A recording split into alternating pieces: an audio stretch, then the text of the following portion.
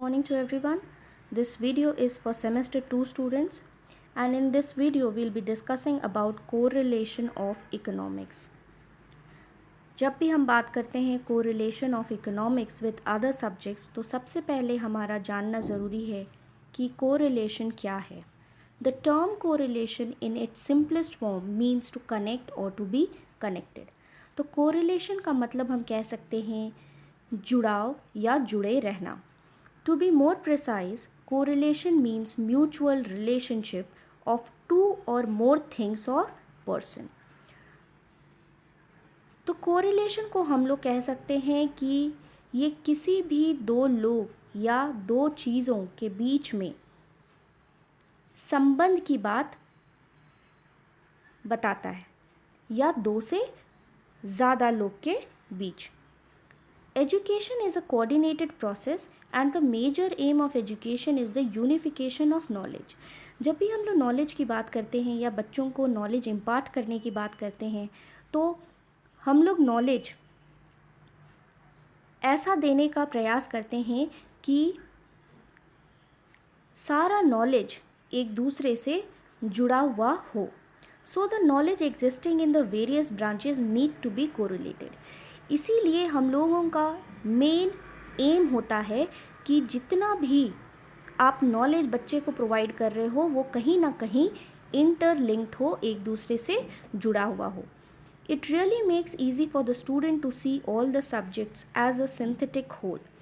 जब हम बच्चे को बहुत सारा सब्जेक्ट्स दे देते हैं और कोई भी सब्जेक्ट के बीच में किसी भी तरीके का कोरिलेशन नहीं होता है तो बच्चे के लिए बहुत डिफ़िकल्टी होती है.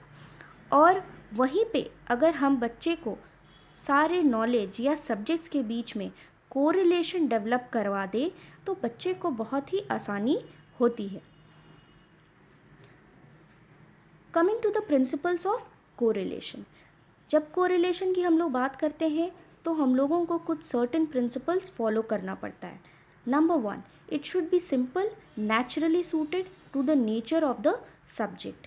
ये बहुत ही सिंपल और सरल तरीके से होना चाहिए और जो नेचर ऑफ द सब्जेक्ट होता है या हम लोग कहते हैं कि उसका जो रूप होता है, प्रकृति होता है, वो ऐसा होना चाहिए दो सब्जेक्ट के बीच में कोरिलेशन कि वो स्वाभाविक रूप से कोरिलेशन हो.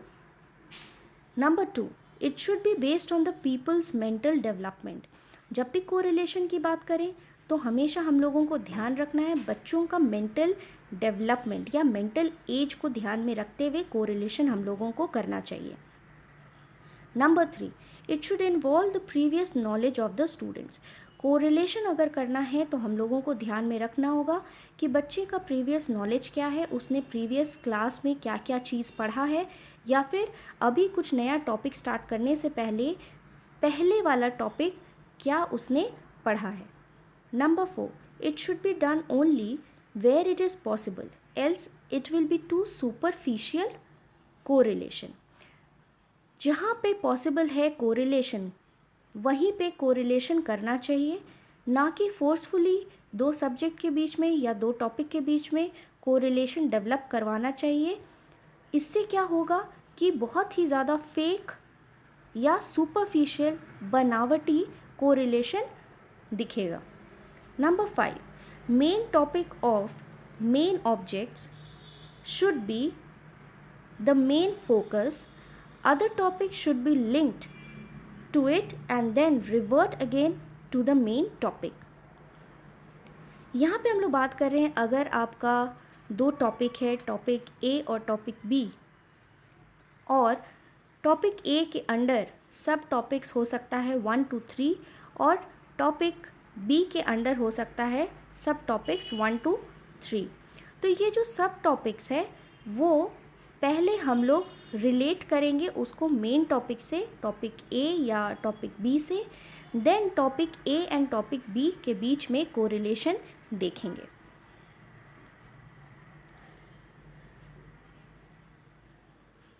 Types of correlation. हम लोग दो टाइप का कोरिलेशन देखते हैं. एक होता है हॉरिजॉन्टल कोरिलेशन जिसको हम लोग एक्सटर्नल कोरिलेशन भी कहते हैं और दूसरा होता है वर्टिकल कोरिलेशन, जिसको हम लोग इंटरनल कोरिलेशन भी कहते हैं।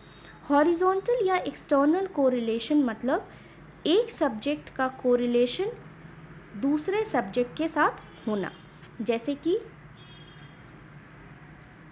इकोनॉमिक्स का मैथ्स के साथ, मैथ्स का साइंस के साथ, हिस्ट्री का ज्योग्राफी के साथ, या फिर लैंग्वेज का हिस्ट्री के साथ, साइंस का मैथ्स के साथ। ये सारा यहाँ पे हम लोग कोरिलेशन देखते हैं।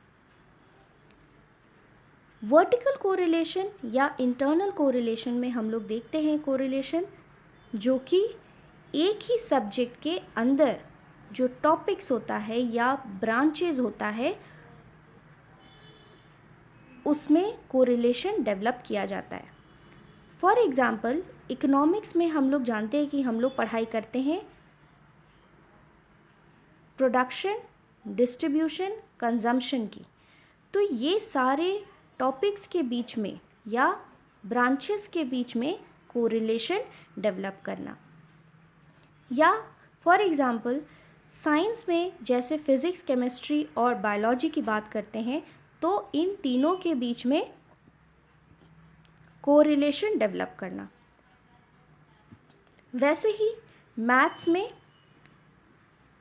ज्योमेट्री, अलजेब्रा या स्टैटिस्टिक्स की बात करते हैं तो इन तीनों में कोरिलेशन डेवलप करना। तो जब हम लोग बात करते हैं correlation of economics with other subjects, तो ये हमें ध्यान में रखना है कि हम लोग हॉरिजॉन्टल कोरिलेशन की बात कर रहे हैं। Coming to the correlation of subjects with other subjects, हम लोग जानते हैं कि इकोनॉमिक्स बहुत सारे सब्जेक्ट से कोरिलेटेड होता है, like economics and history, economics and geography, economics and maths, economics and commerce, economics and science, economics and language, economics and political science, economics and statistics. इसके अलावा और भी बहुत सारे सब्जेक्ट्स हैं जिसमें हम लोग कोरिलेशन देख सकते हैं, इसलिए वो सारे सब्जेक्ट्स को यहाँ मेंशन नहीं किए हैं। हम लोग सिर्फ मेन सब्जेक्ट्स के बारे में यहाँ डिस्कस करेंगे। सबसे पहला हम लोग देखते हैं economics with history. Economics and history are very closely related. एक दूसरे से ये बहुत ही क्लोजली रिलेटेड होता है। History is a study of man's growth through the ages. हम लोग हिस्ट्री में पढ़ते हैं पास्ट इवेंट्स के बारे में कि मैन कैसे ग्रो किया है, प्रिमिटिव मैन जिसको कहा जाता था, और आज कैसे वो हो गया है डेवलप हो करके। Economics also deals with the progress of man, how he has achieved his position and how much has to be achieved yet. Economics में जब second definition आया, that was welfare based definition of economics, वहाँ पे human beings को importance दिया गया था कि उनके well-being की बात की गई थी। इसीलिए यहाँ कहा जा रहा है कि हम लोग इकोनॉमिक्स में पढ़ते हैं प्रोग्रेस ऑफ मैन, कितना उसने प्रोग्रेस किया है, और साथ ही साथ फ्यूचर में क्या प्रॉस्पेक्ट्स है कि वो कितना प्रोग्रेस करेगा। तो कहीं ना कहीं हम देख रहे हैं दोनों में ही, हिस्ट्री और इकोनॉमिक्स में हम लोग ह्यूमन बींग्स की बात करते हैं। Past events throw light on the present day problems. The present is the outline of the past and leading into the future.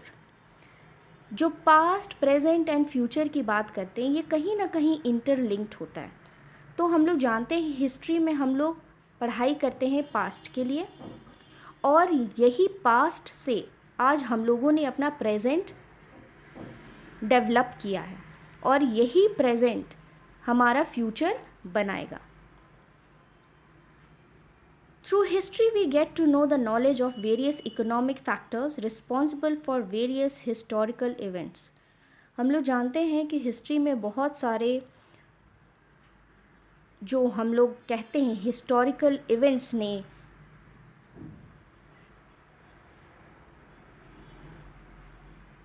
Place लिया, या फिर बहुत सारे ऐसे घटनाएं घटी हैं जो हम लोग कहीं ना कहीं इसका बेसिस इकोनॉमिक्स में खोज सकते हैं।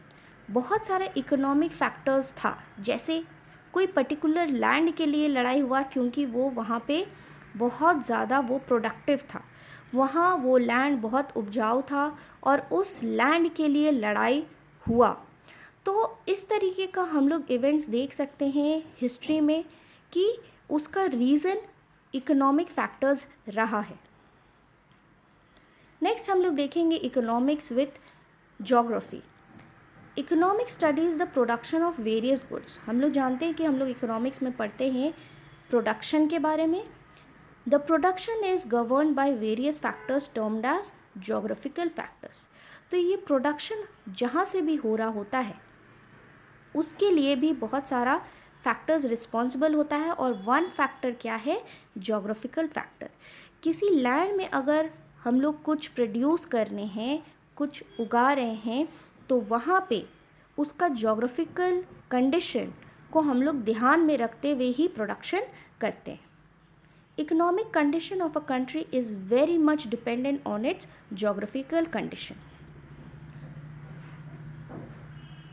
जो कि हमारा लैंड डाइवर्स है with geographical conditions and nature of the land. तो कोई लैंड आप देखेंगे कि बहुत ज़्यादा फर्टाइल है, जहाँ पे बहुत ज़्यादा प्रोडक्शन हो सकता है, और कोई लैंड ऐसा है जहाँ पे बिल्कुल भी प्रोडक्शन नहीं किया जा सकता, वहाँ कुछ भी उगाया नहीं जा सकता। बट कहीं पे मिनरल्स बहुत ज़्यादा मिल रहा है, कोल मिल रहा है। तो ये सारा चीज़ है कि वहाँ का लैंड का जो अवेबिलिटी है या जो नेचर है उसके हिसाब से इकोनॉमी भी डेवलप होता है। When geographical condition of favorable, certain industries and trade develops at a particular place। यहाँ पे कहने का मतलब है कि अगर किसी जगह का जोग्राफिकल कंडीशन बहुत फेवरेबल है तो ऑफकोर्स वहाँ पे इंडस्ट्री ग्रो करेगा और साथ ही साथ ट्रेड भी ग्रो करेगा। Economics has also the correlation with geology. तो जियोलॉजी यहाँ पे वर्ड ऐड करने का मतलब है कि जियोलॉजी एंड ज्योग्राफी कहीं ना कहीं मिलता जुलता है, एंड हम लोग इकोनॉमिक्स में कोरिलेशन दोनों के साथ देख सकते हैं। Economics with maths and statistics. हम लोग जानते हैं कि मैथ्स कहीं ना कहीं नंबर का बहुत इम्पोर्टेंस रखता है, और with the signs and symbols जो मैथ्स में यूज़ होता है, that is addition, subtraction, multiplication, division, ये सारा ही एक ब्लेसिंग के रूप में है फॉर वेरियस अदर सब्जेक्ट्स। तो economic shows relationship with mathematics and statistics. Various theories of economics are propounded on the basis of statistical data। तो जब भी हम लोग किसी भी थ्योरी की बात करते हैं या कुछ रूल, इकोनॉमिक रूल जब आता है, तो हम लोग ये किस बेसिस पे हम लोग कह सकते हैं कि ये थ्योरी बन गया, उसको हम लोग टेस्ट वेरीफाई करते हैं। तो किस तरीके से वेरीफाई होता है? With the help of statistical data। Statistics has become an essential part of economics। हम लोग ये सब कुछ जानते हैं बिकॉज हम लोग इकोनॉमिक्स स्टूडेंट्स हैं कि हमारे इकोनॉमिक्स का पार्ट ही है स्टैटिस्टिक्स, हम लोग उसको अलग करके नहीं देख सकते। Drawing of graphs, sketches and table has a lot of relationship with mathematics and statistics। तो हम लोग जब भी इकोनॉमिक्स की पढ़ाई करते हैं, अगर हम लोग स्टैटिस्टिक्स को इसमें मर्ज कर दें तो बहुत ही आसान हो जाता है अपने चीज़ों को इंटरप्रेट करने के लिए, और साथ ही साथ स्टैटिस्टिक्स के थ्रू हम लोग इकोनॉमिक्स को बेहतर समझ सकते हैं।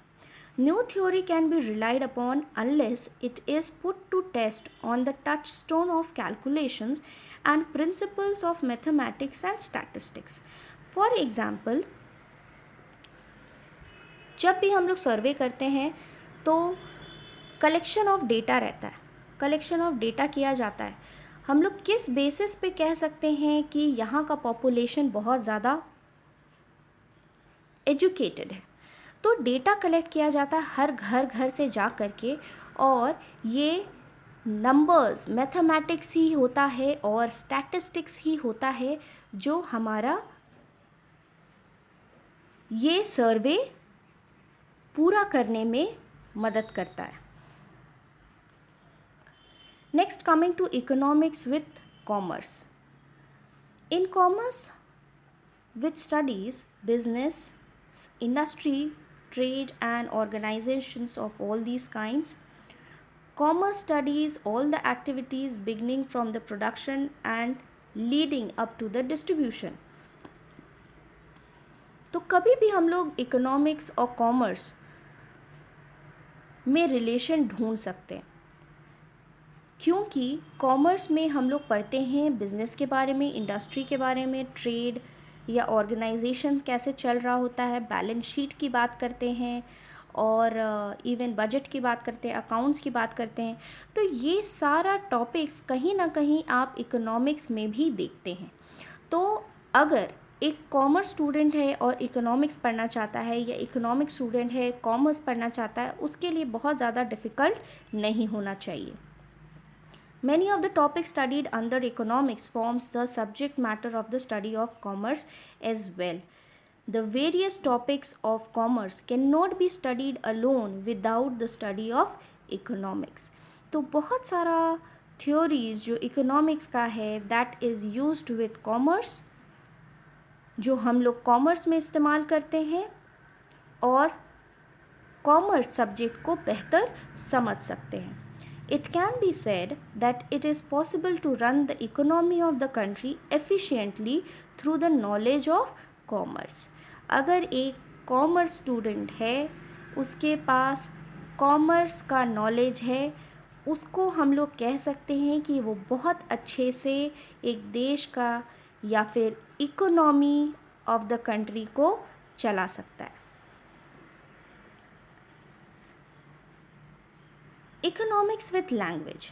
यहाँ हम लोग अगर लैंग्वेज की बात करें, भाषा की बात करें, तो भाषा सिर्फ एक नहीं है, इंग्लिश, हिंदी और भी अन्य भाषाएं जो भी हम जानते हैं। Language is an integral part of every human life. Language ऐसा चीज़ है जिसको हम लोग अपने जीवन से हटा नहीं सकते। It is a way of letting others know of view points and thoughts.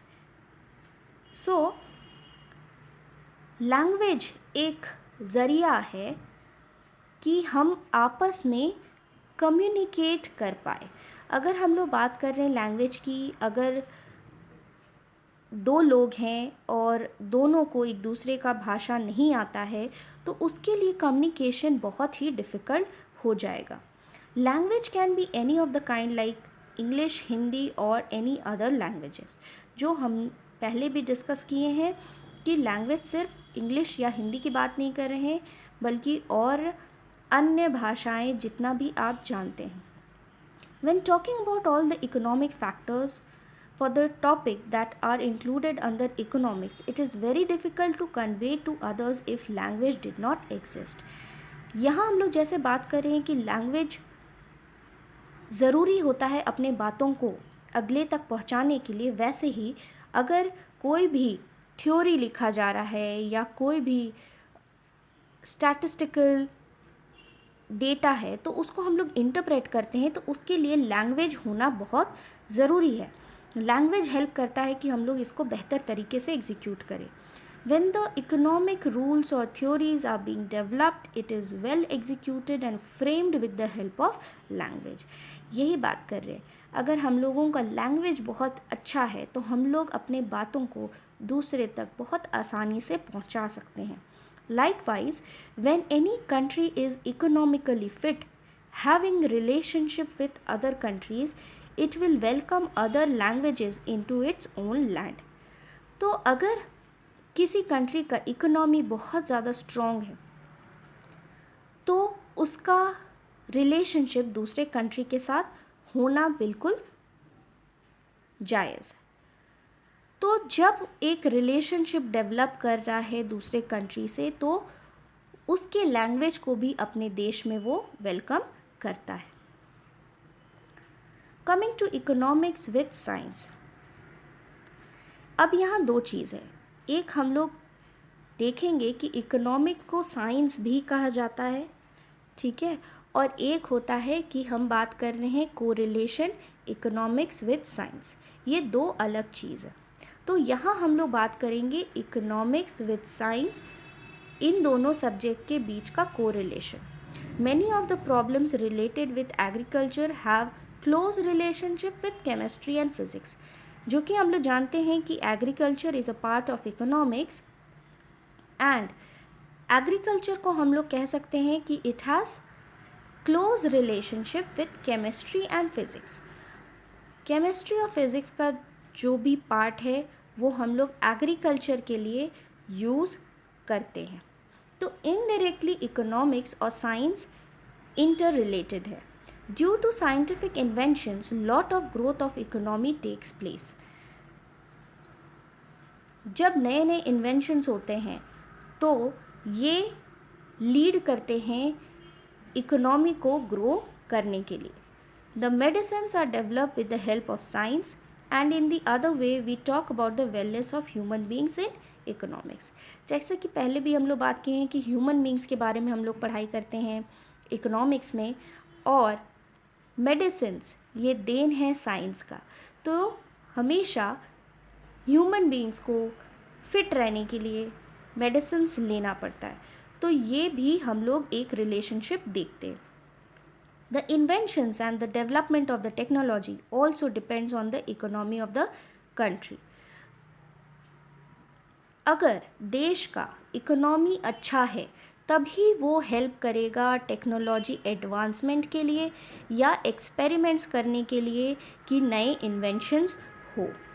So this is all about the correlation of economics with various subjects. Thank you everyone.